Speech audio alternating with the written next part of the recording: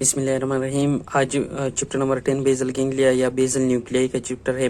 तो इसमें सबसे पहली बात ये है ना कि ये इसका मेन फंक्शन होता है कि ये कंट्रोल ऑफ वॉलंटरी मूवमेंट और पोस्चर ऑफ द बॉडी में इन्वॉल्व होता है, लेकिन डायरेक्टली नहीं होता क्योंकि इसकी जितनी भी इनपुट्स होते हैं और आउटपुट्स होते हैं वो दूसरी स्ट्रक्चर से पास होते हैं फ्रॉम द स्पाइनल कार्ड। इसके बीच में और स्ट्रक्चर आते हैं, डायरेक्ट इसका स्पाइनल कार्ड के साथ कनेक्शन नहीं होता है।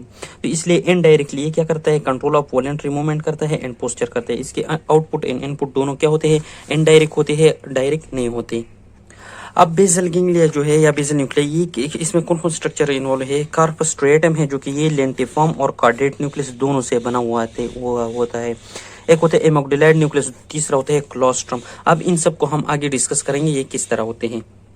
लेकिन अगर क्लिनिकली और फंक्शनली हम देखें तो तीन और स्ट्रक्चर है। एक है सबथैलेमिक न्यूक्लियाई, सब्सटेंशिया निग्रा और रेड न्यूक्लियस। ये भी क्या है, बेजल न्यूक्लियाई की तरह होते हैं लेकिन क्लिनिकली और फंक्शनली।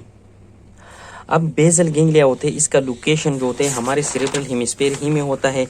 और ये जो होते हैं, ये लेट्स से ये हमारा सेरेब्रल हेमिस्फीयर है तो इसका लोकेशन ऑलमोस्ट इस रीजन ही में होते हैं। सही है, एक सेरेब्रल हेमिस्फीयर में भी होते हैं और दूसरे सेरेब्रल हेमिस्फीयर में भी ये प्रेजेंट होते हैं।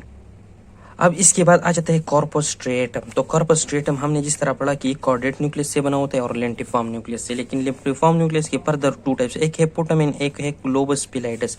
तो ये जो लाइन है इससे इस तरफ ये वाला जो है ये पोटामिन है और इसके अंदर ये जो विच शेप एरिया है ये शार्प वाला, इसको ग्लोबस पिलाइडस कहते हैं। अब कार्डेट न्यूक्लियस इस तरह सी शेप में होता है और यहाँ पर ये जो रीजन होते हैं यहाँ पर क्या है, व्हाइट मैटर के फाइबर्स पास होते हैं जिसको कहते हैं नीचे से ऊपर की तरफ इस तरह, जिसको कहते हैं इंटरनल कैप्सूल। और इस इंटरनल कैप्सूल में कुछ फाइबर्स कनेक्ट करते हैं इस कार्डेट न्यूक्लियस के हेड को। ये टेल होता है, ये बॉडी होता है और ये हेड होता है। इस पोटामिन के साथ कनेक्ट कर देता है जिसकी वजह से इन सारे के सारे रीजन पर इस तरह लाइन्स आ जाती है। इसी वजह से इसको कहते हैं कॉर्पस स्ट्रेटम। स्ट्राया का नाम इसको इसलिए दिया गया है। तो जाहिर बात हुआ कि कॉर्पस स्ट्रेटम है, इसमें जो कार्डेट न्यूक्लियस है ये वाला और ये जो लेंटिफॉर्म न्यूक्लियस है इसको सेपरेट किया हुआ है इंटरनल कैप्सूल में। इसके अलावा एक और टर्म आता है जिसको बोलते हैं न्यू स्ट्रेटम। न्यू स्ट्रेटम में भी कार्डेट न्यूक्लियस होते हैं लेकिन जो लेंटिफॉर्म न्यूक्लियस है इसका सिर्फ पोटामिन पार्ट होता है, ये वाला पार्ट इससे हटा दिया जाता है। इसको अलग जगह पर क्यों रखा गया है, क्योंकि इन दोनों की कनेक्शन जो होते हैं वो ऑलमोस्ट सेम है। अब इसके बाद क्या क्या है कि कार्डेट न्यूक्लियस को क्या क्या डिस्कस किया है। तो सबसे पहले मैं बताता हूँ अरेंजमेंट। बीच में होता है थर्ड वेंट्रिकल, इसके लेटरली दो तलिमाएं होते हैं। फिर ये कार्डेट न्यूक्लियस रेड वाला पड़ा रहते हैं। फिर मोस्ट लेटरली लेंटिफॉर्म न्यूक्लियस होते हैं। फिर ये वाला क्लोस्ट्रम होता है और ये जो इंसुलर कार्टेक्स का एक रीजन है। सही है, और इस तरह इस साइड पर भी दूसरी हेमिस्फीयर में होते हैं। तो ये क्या है, ये सिंपल अरेंजमेंट है। इसमें सबसे पहले अब उन्होंने डिस्कस किया कार्डेट न्यूक्लियस को। अब ये जो रीजन है ना इस कार्डेट न्यूक्लियस और लेंटिफॉर्म न्यूक्लियस के बीच में बन जाते हैं। इसमें क्या होते हैं, व्हाइट मैटर पास हो जाती है ऊपर की तरफ, या जो डिसेंडिंग ट्रेस होते हैं वो नीचे की तरफ पास हो जाती है। और ये जो विच शेप होता है ना उसको ये क्या देते हैं, एक एल स्ट्रक्चर देते हैं, उसको बोलते हैं इंटरनल कैप्सूल। दूसरी बात, ये जो फोरामिन है ना इससे इस तरह लेटरल की तरफ ये कनेक्ट होता है लेटरल वेंट्रिकल के साथ और इसको बोलते हैं इंटर वेंट्रिकुलर फोरामिन।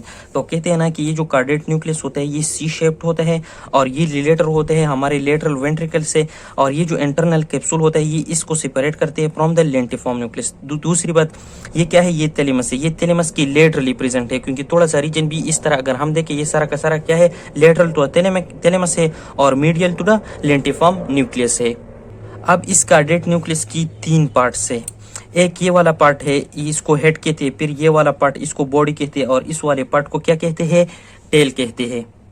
अब ये जो कार्डेट न्यूक्लियस होते हैं ना ये इस तरह इसका हेड आकर ये जो लेंटिफॉर्म न्यूक्लियस होते हैं उसके पोटामिन के साथ कंटिन्यूस होते हैं और हम कहते हैं ना कि पोटामिन और लेंटिफॉर्म कार्डेट और पोटामिन को कंबाइनली न्यू स्ट्रेटम कहते हैं, या इसको हम स्ट्रेटम भी कह सकते हैं। अब इस हेड से इसकी जो बॉडी होती है वो कर्व अराउंड कर देती है और इस रीजन में यहाँ पर क्या है, इंटर वेंट्रिकुलर फोरामिन है और लेटरल वेंट्रिकल आता है। तो लेटरल वेंट्रिकल के फ्लोर में भी कुछ हिस्सा बना देता है और इसके अलावा ये नीचे आकर कहाँ पर है, टेल में कंटिन्यूस हो जाता है।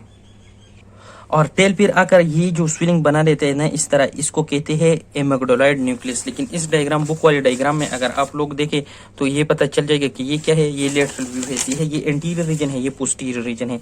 यहाँ से ये जो है ये लेंटिफॉर्म न्यूक्लियस है, यहाँ पर इसका हेड है, ये बॉडी जब जाती है तो ये पोस्टीरियरली जाता है, फिर ये इंफीरियरली आता है, जब टेल बना देता है फिर एंटीरियरली चला जाता है और एंटीरियरली जाकर ये जो एमेग्डोलाइड न्यूक्लियस होता है उसके साथ ज्वाइन हो जाता है।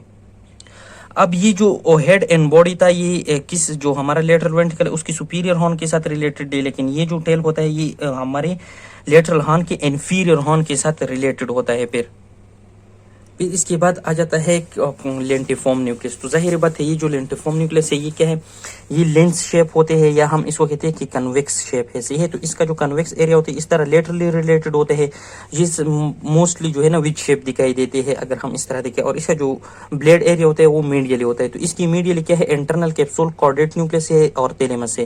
लेकिन इसकी लेटरली क्या होता है, ये ग्रे मैटर होते हैं जिसको बोलते हैं क्लोस्ट्रम, और इनके दरमियान होता है एक और व्हाइट मैटर के फाइबर्स पास होते हैं जिसको बोलते हैं एक्सटर्नल कैप्सूल। अब ये जो जगह है ना ये इंसुलर कॉर्टेक्स होता है, ये वाला जगह है, ये वाला सही है। तो इनकी दरमियान में भी एक व्हाइट मैटर पास होता है जो इस क्लोस्ट्रम और इस इंसुलर कॉर्टेक्स को सेपरेट करते हैं, उसको बोलते हैं एक्सट्रीम कैप्सूल। अब इस लेंटिफॉर्म न्यूक्लियस का ये जो आउटर रीजन होता है, लेटरल रीजन, ये डार्क होता है, इसको बोलते हैं पुटामिन। और ये जो इसका मीडियल वाली ये रीजन है ये लाइट होता है, बल्कि ये इनरली लाइट होता है, सही है। जो मीडियली है इसको बोलते हैं ग्लोबस पेलाइडस। इसकी लाइट होने का वजह यही है ना कि इसमें क्या होते हैं, बहुत ज्यादा माइलिनेटेड नर्व फाइबर्स रहते हैं, सही है। तो इसी वजह से ये कि इसका कलर जो पुटामिन से होते हैं वो बहुत ज्यादा लाइट होता है, इसी वजह से इन दोनों को अलग नाम भी दिया गया है और इनकी कनेक्शन भी थोड़े डिफरेंट है, इसी वजह से इनको फर्दर डिवाइड किया गया है। और ये बात भी याद रखना कि ये जो हेड होता है ना ये इस जगह पर नहीं होती, बल्कि ये इस जो हमारा कॉर्डेट न्यूक्लियस का पुटामिन पार्ट होता है ना, सॉरी लेंटिफॉर्म न्यूक्लियस का, उसके साथ ये कॉर्डेट का हेड कंटिन्यूस हो जाते हैं। इसके बाद आ जाते हैं एमोग्डेलाइड न्यूक्लियस। तो amygdaloid nucleus with the tail of the caudate nucleus होता है और ये लिम्बिक सिस्टम का एक पार्ट है और इस वजह से इमोशंस के साथ रिलेटेड है, हमारा फियर्स, एंगर वगैरह हो गया। और ये क्या करते हैं, हमारे हार्ट रेट को चेंज कर देते हैं, ब्लड प्रेशर को, स्किन कलर को एंड रेट ऑफ रेस्पिरेशन को चेंज कर देते हैं। इसके बाद एक और चीज आ जाती है सब्सटेंशिया नाइग्रा इन सबथैलेमिक न्यूक्लियाई। अब इसमें जो इस सब्सटेंशिया नाइग्रा है ये इस तरह, ये जो मिड ब्रेन होते हैं उसके आगे क्रस सेरेब्राई और ये जो टेगमेंटम है उनको सेपरेट करते इस जगह पर प्रेजेंट होता है। ये ब्लैक कलर होता है और इसमें जो न्यूरॉन्स होते हैं वो डोपामिन रिलीज करते हैं जो कि क्या होते हैं, इनहिबिटरी होते हैं। और इसका कनेक्शन आगे बेजल गैंग्लिया के साथ होता है और बेजल गैंग्लिया की तरह फंक्शन भी करता है। इसके ऊपर क्या होता है, जो मिड ब्रेन का टेगमेंटम रीजन है उसमें के ऊपर होता है सबथैलेमस, ये डाइंसिप्लान का पार्ट है, ये वाला दिखाई देते हैं। इसके अंदर जो न्यूक्लियाई होंगे उसको जाहिर बात है सबथैलेमिक न्यूक्लियाई कहते हैं। और ये न्यूक्लियाई जो न्यूरोट्रांसमीटर के रिलीज करते हैं वो ग्लूटामेट है और वो एक्साइटेटरी है। तो इसलिए सब्सटेंशिया नाइग्रा की न्यूरॉन्स को डोपामिनर्जिक कहते हैं और सबथैलेमिक न्यूक्लियाई की न्यूरॉन्स को ग्लूटामिनर्जिक न्यूरॉन्स कहते हैं। और इनका कनेक्शन ही किस चीज के साथ रहते हैं, ग्लोबस पिलाइडस का रहते हैं सबथैलेमस के साथ है। इसके बाद आ जाते हैं जो क्लोस्ट्रम है। तो क्लोस्ट्रम हमने यहाँ पर भी पढ़ा कि ये जो है लेटरल टू द एक्सटर्नल, यहाँ पर एक्सटर्नल कैप्सूल और लेंटिफॉर्म कैप्सूल के लेटरल रहते हैं और एक्सट्रीम कैप्सूल और इंसुलर कॉर्टेक्स की मीडियल ही में रहता है, ये इस रीजन में ये जो होता है। अब इसके बाद आ जाते हैं connection of the corpus striatum and globus pallidus. तो ये जो कॉर्पस स्ट्रेटम था जाहिर बात है हमें पता है कि ये किया था कॉर्डेट न्यूक्लियस से बना होता है, तो ये उनका हेड यहाँ पर ड्रा किया गया है और पोटामिन से, और ग्लोबस पिलाइडस इसके आगे था। तो ज्यादातर बेसल गैंग्लिया की जो इनपुट्स होते हैं वो इस कॉर्पस स्ट्रेटम में आता है और जो आउटपुट होते हैं वो निकलते हैं ग्लोबस पिलाइडस से। तो उनमें पहले क्या है कि कॉर्पस स्ट्रेटम के एफरेंट फाइबर जो इसको इनपुट आते हैं तो वो चार है। एक कहते हैं कार्टिकोस्ट्रिएट, थैलेमोस्ट्रिएट, नाइग्रोस्ट्रिएट और ब्रेन स्टिम स्ट्रिएटल फाइबर्स।